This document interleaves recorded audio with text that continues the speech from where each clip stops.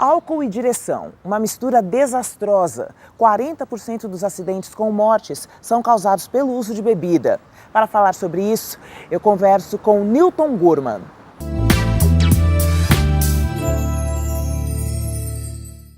Bom, hoje eu vou conversar com Newton Gurman sobre um assunto muito importante, que é bebida e direção, que causa muito sofrimento e muita indignação às famílias brasileiras.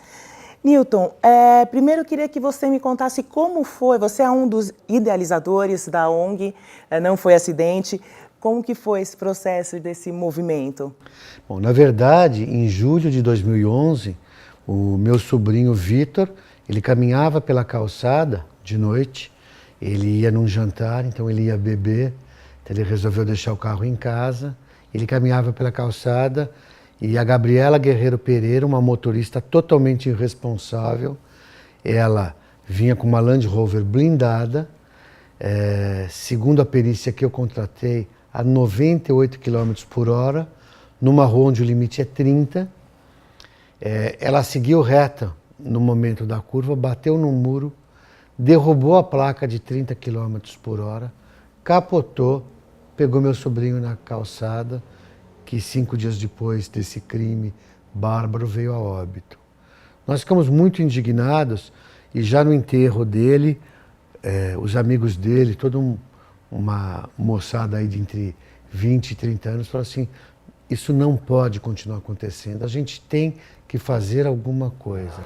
E na verdade a gente começou a fazer um monte de trabalho de conscientização e eu vi o seguinte, que estava escrito que o Vitor ia morrer. Né? Por que estava escrito? Porque eu comecei a estudar estatística e eu vi, entre quinta, sexta e sábado, jovem entre 17 anos e 25 anos, são 40 mil mortes por ano. Então isso está previsto. É uma tragédia anunciada, né? Uma tragédia anunciada. Então, e aí a gente falou assim, nós temos que conscientizar. Então começou um movimento Viva Vitão, nós começamos a distribuir adesivos pela cidade de São Paulo, onde era escrito o seguinte, não espere perder um amigo para mudar a sua atitude no trânsito. A mãe e a irmã do Rafael Baltresca foram assassinadas por um criminoso numa situação muito parecida. Ele vinha pela Marginal, ele vinha pela Marginal, ele fez uma conversão à direita numa rua que não existia e esmagou a Miriam e a Bruna Baltresca. Tanto como aconteceu no assassinato do meu sobrinho, nesse crime a mídia deu muito apoio e teve uma repercussão nacional muito grande. E o Rafael, num programa de televisão, ele falava assim, no dia seguinte do enterro da mãe e da irmã, ele falou assim, gente, não foi acidente, foi um crime. E ele marcou uma caminhada pela paz, onde seria o dia da missa de 7º dia da mãe e da irmã. E eu conheci ele nesse dia da caminhada. E a gente virou praticamente irmão, irmanados pela dor. E eu falei assim, a gente tem que mudar essa realidade. Não pode continuar assim. Eu falei assim, olha, em vez de ficar um movimento Viva Vitão e outro Não Foi Acidente, vamos unir as forças, porque o que a gente precisa é mudar essa realidade absurda que existe no Brasil. E o caminho seria a mudança das leis, um dos caminhos, né? Então, o primeiro caminho que a gente acreditava seria da conscientização. Mas aí a gente viu que nada acontecia. A impunidade é o que está alimentando essa desgraça. Porque efetivamente, na prática, não acontece nada com quem comete esse tipo de crime, ou acontece pouca. Acontece muito pouco, mas o que eu acho importante a gente colocar é o seguinte, isso está começando a mudar. Nós temos 13 pessoas condenadas e presas por crime de trânsito. A última que foi condenada, a questão de 3 ou 4 semanas atrás, é de São José do Rio Preto. Ele foi condenado a 92 anos no regime fechado. É a maior condenação que já se teve nesse país. E veja, ele matou a esposa e 3 sobrinhos. Ele estava num carro, bêbado, ele fez uma ultrapassagem em alta velocidade quando não era permitido.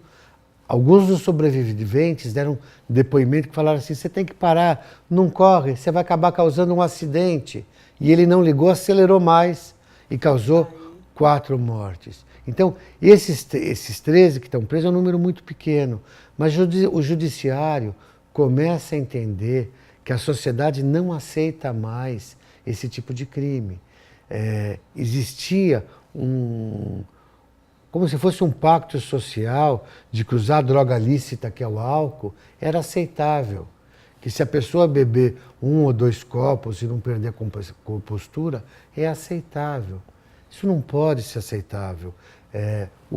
O prazer de uma pessoa que bebe não pode ser mais importante do que a vida do próximo. Respeito a vida do outro. Né? O pessoal fala assim, eu não vou fazer bafômetro, eu não vou fazer sangue, porque eu tenho o direito constitucional de não produzir prova contra mim. E a vítima? Cadê o direito dela? Cadê o direito à vida, que é o primeiro bem que tem que ser tutelado, que a nossa Constituição diz? Cadê o direito de ir e vir do outro? Então isso é absolutamente inaceitável. Então existe uma discussão se o crime é culposo quando não há intenção ou doloso quando há intenção. Aí geralmente os infratores fazem a seguinte leitura. Você acha o quê? Que a pessoa tinha intenção, que ela saiu de casa e fala assim, o que eu vou fazer? Hoje é sábado, vou beber e matar alguém, eu estou sem compromisso. Claro que não. Mas ao beber, ou infringir o limite de velocidade, ou falar ao celular, ou carregar alguém no carro sem o cinto de segurança, ou enfim, quando a pessoa deixa de respeitar qualquer norma que o Código de Trânsito diz que é importante para que você possa viver em sociedade, esse criminoso tem que ser tirado do convívio social. Ele não está respeitando uma regra de convivência e que não é uma questão social. Ele está colocando vidas em risco. Ele pode matar, ele pode condenar uma pessoa a ter as suas aptidões físicas sequeladas para sempre. Ele pode, inclusive, ele morrer. E se for um pai de família, onerar o nosso se não pensar INSS, nos outros, que pense pelo menos nele, né? Então, por exemplo, como tem essa discussão se o crime é doloso ou culposo, e isso vira uma discussão judicial, a pessoa leva 10, 12 anos para ir eventualmente para um júri, e a gente fala o seguinte, se é uma desgraça, se é uma dor enorme você perder um ente querido, você tem que esperar 10, 12 anos por um... Isso é uma insanidade, isso é inadmissível. Né? É claro que se a pessoa for condenada ao tempo que for, não vai trazer teu ente de volta, mas você quer pelo menos justiça. É isso que aumenta a sensação de impunidade, essa sensação de que beber, dirigir e matar alguém aqui no Brasil é algo banal. O movimento se preocupa muito com esse trabalho de conscientização das pessoas, né, que procuram vocês. Claro, mesmo as que não procuram, a gente procura, por exemplo, clubes, empresas, escolas, e a gente faz palestras para falar de como a vida é uma coisa tênue, tanto para a pessoa que morre, porque a vida de quem mata também fica desgraçada. Ela vai responder um processo criminal, vai responder um processo civil. A gente fala assim, que mesmo que no fim ela não seja presa, a vida dela desestrutura.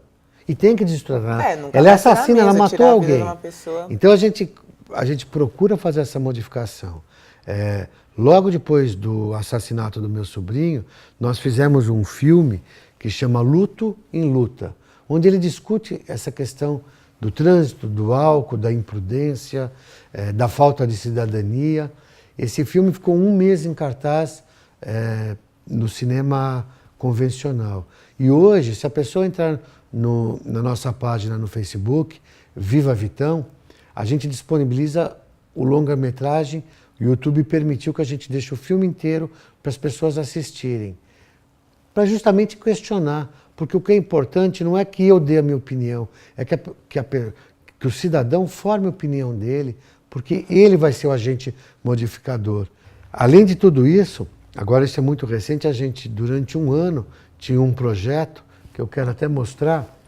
Que é o livro? É uma coletânea literária de 15 autores brasileiros, todos eles de maior relevância, né? Ana Miranda, Bernardo Kucinski, Inácio Loyola, Débora Goldenberg, entre outros, né? E que não falam, você nos disse antes, que não falam diretamente sobre álcool e direção, especificamente. Na verdade, né? Qual que foi a proposta? Foi que eles sobre a questão da cidadania, da mobilidade e da cidade. O motorista do carro, ele acha que ele tem mais direito do que o pedestre.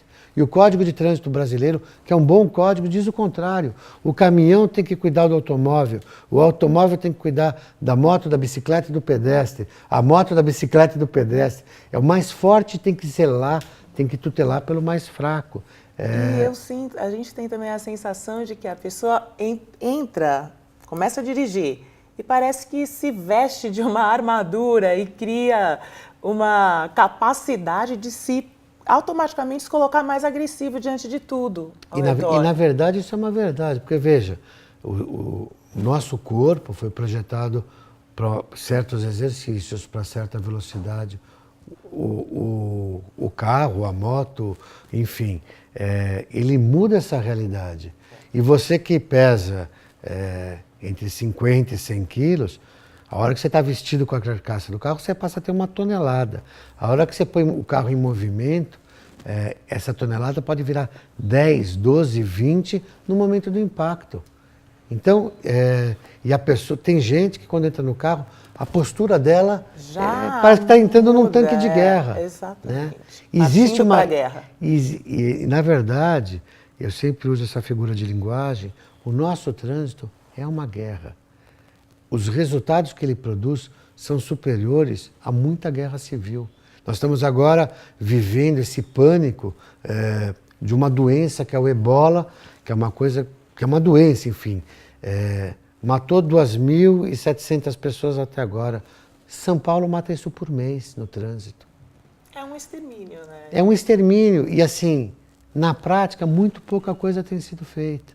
E a gente fala o seguinte, por que o nosso movimento chama Não Foi Acidente? Porque primeiro é crime, mas poderia ser evitado.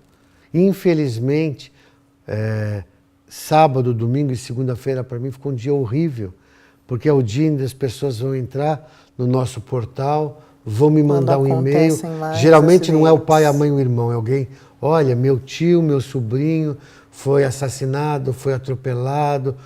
A pessoa nesse primeiro momento fala, houve um acidente de trânsito, e aí a gente tenta mobilizar a imprensa, tenta mobilizar a OAB, tenta mobilizar o Acalmando o Coração, que a gente tenta visitar os parentes para dar um apoio de acolhimento, porque não é psicológico, é de acolhimento mesmo nesse momento.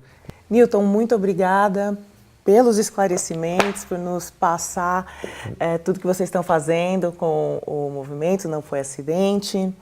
Obrigada. Até a próxima. Mas vou pedir para você assinar para mim o livro. Tá. Tem uma canetinha aí? Qual mesmo?